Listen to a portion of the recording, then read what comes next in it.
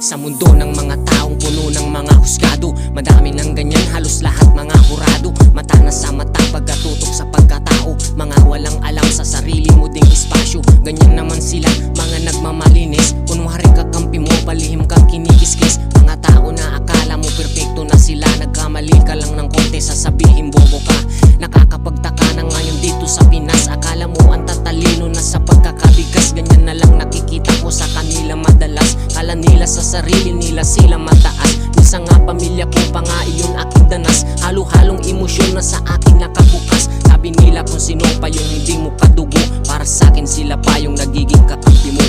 Ang ginagawa mo sa sarili mo, tingin mo ay mararating ka sa mga ganyan ginagawa mo. May tattoo ka pa sa mukha ko, parang ating ang puta. Ganyan din natatanggap ko na binabatot sa akin. Hindi ko na alam kung saan basura pupulutin, hanggang sa naging ako ay mananato. Uhusgahan nila, pinagkamalan pa nila kung sindikato. Eh ano naman ngayon kung meron tato sa mukha? Di ko nakasalanan, dito naging masaya. Puro ganito ganyan, panay mapangalipusta. Laking buka ang palalait kahit umiwas ka pa.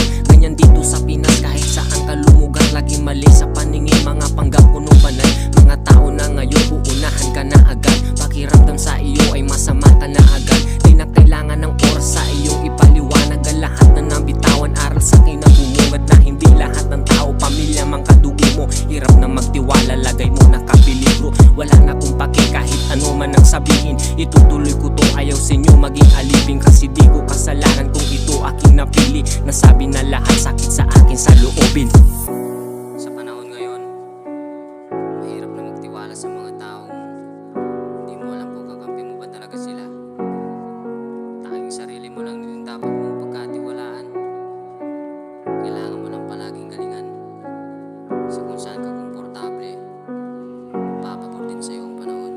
Sa mundo ng mga taong puno ng mga husgado, madami ng ganyan, halos lahat mga hurado. Mata na sa mata, pagkatutok sa pagkatao, mga walang alam sa sarili mo ding espasyo. Ganyan naman sila, mga nagmamalinis, kunwari kakampi mo, palihim kang kinikiskis. Mga tao na akala mo perfecto na sila, nagkamali ka lang ng konti, sasabihin bobo ka. Nakakapagtaka na ngayon dito sa Pinas, akala mo ang tatalino na sa pagkakabigas. Ganyan na lang nakikita ko sa kanila madalas, kala nila sa sarili nila sila mataas. Minsan nga pamilya ko pa nga iyon aking danas, halo-halong emosyon na sa akin nakabukas. Sabi nila kung sino pa yung hindi mo kadugo, para sa akin sila pa yung nagiging